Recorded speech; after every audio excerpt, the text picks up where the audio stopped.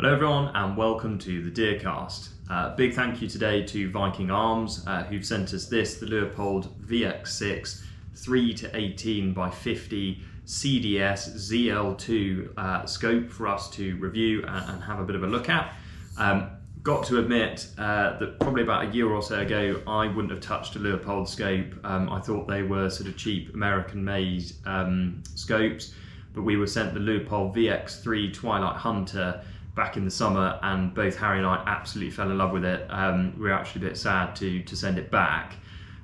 Told Viking Arms that and I said, well, if you like that, you're really going to like this, the VX6, which is the VX3's sort of older brother, if you like, and sits very much in the sort of premium category, retailing for over sort of £2,000. So it's up in sort of Swarovski, Zeiss, Leica sort of territory. We'll get the boring bit out the way in terms of what you get in the box. So you obviously get your scope, you get some magnetic scope covers which are really nice and have sort of flip up features like that. Really nice to see coming with a scope like this. You also, if you do want to use them, I'm not sure why you would, you get some sort of bikini style covers. You get a battery for the illuminated reticle, a spare battery, an Allen key, an instruction manual and a lens cleaving cloth. So we can put that to one side. In terms of the scope itself, it feels very light and very compact. It weighs about 650 grams. It's about 34 centimeters long.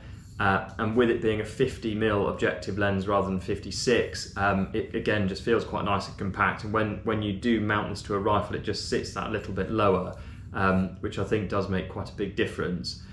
Some of you have probably already noticed the extended adjustable throw lever here on the top.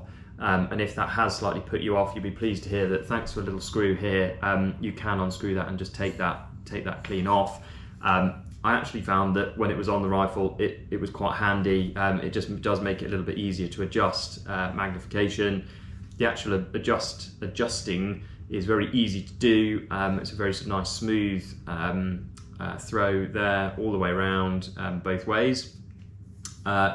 You have got two sort of features which are part of the reasons for the acronyms on this scope, which I'll just dive into. The first one is the CDS, which stands for Custom Dial System. So on the VX6, on both windage and elevation, you've got what's called the CDS feature, Custom Dial feature. So it will come with a set of ballistic turrets. But if you tell Leupold your sort of specific trajectory for the caliber and the bullet you're using, they will laser engrave a specific dial turret for you so that you can send these ones away and get specific ones for your setup to go on there. What I quite like about them compared to a lot of other ballistic turrets is a very low profile. If you look how far they sort of extend off the saddle or the scope body, it's not very much at all. They also feature the Zero Lock 2 system, which is what the ZL acronym stands for. And you can see the grey button there. So essentially to make any adjustments, you push that in, and then when it gets back to zero, it completely locks in place. So you just can't adjust it at all, so you can't knock it out of position until you depress that button and twist it. And the same applies for the windage there as well. On the other side of the saddle, you've got two adjustments. You've got your parallax, which adjusts all the way out into to infinity, and you've also got the illuminated reticle. The illuminated reticle doesn't operate in the same way as all of the others in terms of a turn dial. It's a push button here. So press it once and it'll come on. If you want to switch it off, you hold it down for 3 seconds and it then goes off. Really, really clever technology built into this, in that if you cycle through the different illumination settings and say you switch it off at level 7, when you switch it back on, it'll come back on at that sort of illumination brightness that you switched it off at, rather than it coming back on at the bottom or the very brightest and you having to cycle back through to find the one you want. The scope also knows when you haven't been using it, so if it's not been used for 5 minutes, it'll turn itself off to help sort of save battery life. The illumination within the reticle is really crisp, really bright. There's no bleeding whatsoever, and it's just generally very impressive.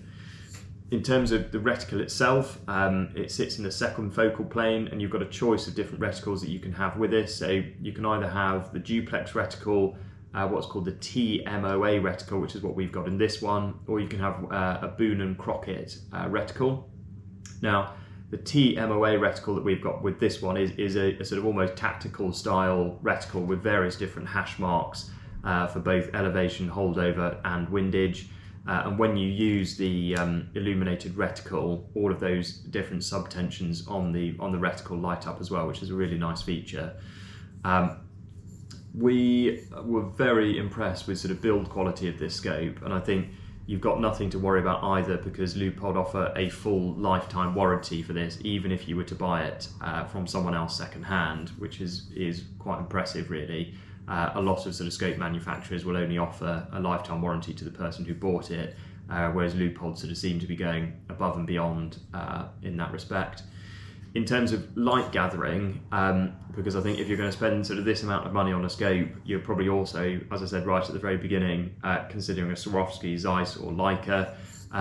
We compared this to a number of other different scopes and found in terms of clarity and light performance, it was right up there with all of the others, exactly what you'd sort of expect for something in this price bracket.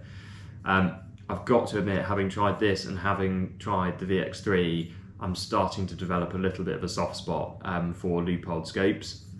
The only criticism which Harry slightly levelled against it, and I'm not just saying that because he's not here to defend himself, but I do slightly share his view, is the finish on them, and you might not sort of pick it up on the video, is slightly more sort of matte and a little bit more sort of texturized than on some other scopes, which I personally take it or leave it.